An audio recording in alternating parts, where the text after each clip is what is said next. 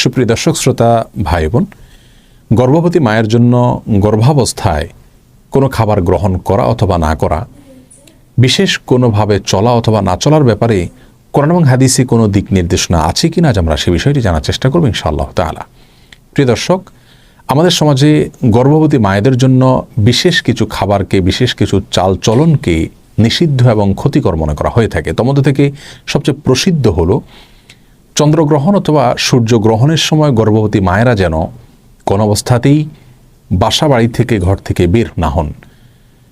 অনেকে মনে করেন যে চন্দ্রগ্রহণ সূর্যগ্রহণের সময় গর্ভবতী মায়েদের জন্য কোনো কিছু কাটাকাটি করা, কোনো কিছু কুটা, এটা উচিত নয়। যদি করেন তাহলে সেটি তার গর্ভস্থ সন্তানের জন্য ক্ষতির কারণ হতে পারে। অনেকে মনে করেন যে গর্ভাবস্থায় যদি কেউ যমজ কলা খান তাহলে তার সন্তান যমজ হবে। অনেকে মনে করেন যে গর্ভাবস্থায় কোনো মায়ের জন্য ডিম খাওয়া উচিত নয়, তাহলে সন্তানের চোখ কুসুমের মতো হলদে বর্ণ হবে। ডাব খাওয়া উচিত নয়, তাহলে ঘোলাটে হবে।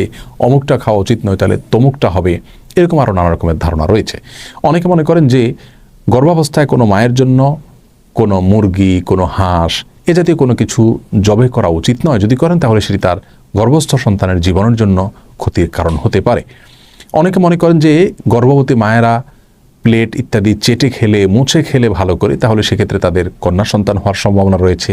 অনেকে মনে করেন যে কোনো বাসায়, কোনো বাড়িতে, কোনো ঘরে যদি কোনো গর্ভবতী মা থাকেন তাহলে রাতের বেলায় সেখানে বাহির থেকে মাছ আনা উচিত নয়। যদি আনতে হয় তাহলে আগুন ইত্যাদিতে ছ্যাঁক দিয়ে প্রবেশ করাতে হয়। আর এরকম নানা রকমের ধারণা আমাদের সমাজে প্রচলিত আছে। প্রিয় দর্শক, এই ধারণাগুলো সম্পূর্ণরূপে ভ্রান্ত, ভুল এবং কুসংস্কারাচ্ছন্ন বিশ্বাস থেকে আমাদের মধ্যে জন্ম নিয়েছে। এর মধ্যে কিছু কিছু ধারণা রয়েছে যেগুলো চরম আপত্তিকর এবং একই সঙ্গে হাস্যকর। যেমন যমজ কলা খেলে গর্ভবতী মায়ের যমজ সন্তান হতে পারে। এই ধারণাটি শুধু ভ্রান্তই নয়, একই সঙ্গে এটি হাস্যকর এবং আপত্তিকর। একজন মায়ের জন্য বা যে কোনো বাবার জন্য একটি গর্ভ থেকে যদি একাধিক সন্তান জন্ম হয়, সেটা তাদের জন্য খুশির বিষয়, আনন্দের বিষয়। এটা কখনো তাদের জন্য ক্ষতির, এটা তাদের জন্য নিষিদ্ধ কোনো বিষয় হতে পারে না। বিধায় এটিকে নিষিদ্ধ মনে করা বা যমজ কলা গর্ভবতী মায়ের জন্য খাওয়াকে খারাপ মনে করা, এটি মূর্খতা প্রসূত একটি বিশ্বাস। সেই সাথে যে কোনো মুসলিমের জন্য, যে কোনো মানুষের জন্য খাবারের পাত্র, প্লেট, এটাকে ভালো করে মুছে চেটে খাওয়া উচিত। এটাকে অপচয় করা উচিত নয়, কোনো খাবার নষ্ট করা উচিত নয়, বরং ভালো করে মুছে এবং পরিষ্কার করে খাওয়াটাই হলো সুন্নাহ।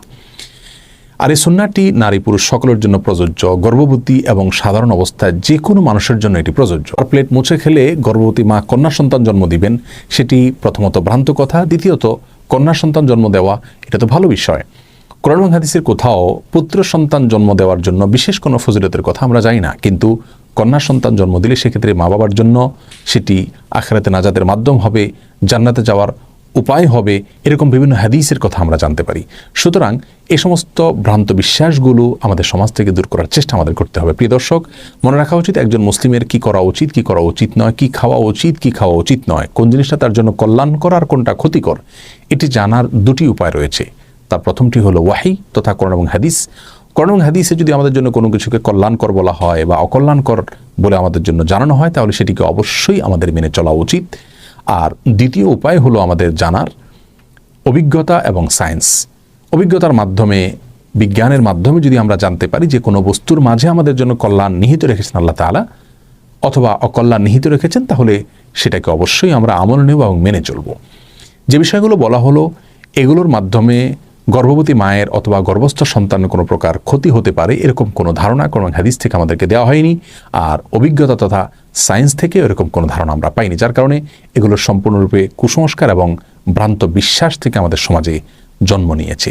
এই ভ্রান্ত বিশ্বাসগুলো আমাদেরকে দূর করার চেষ্টা করতে হবে।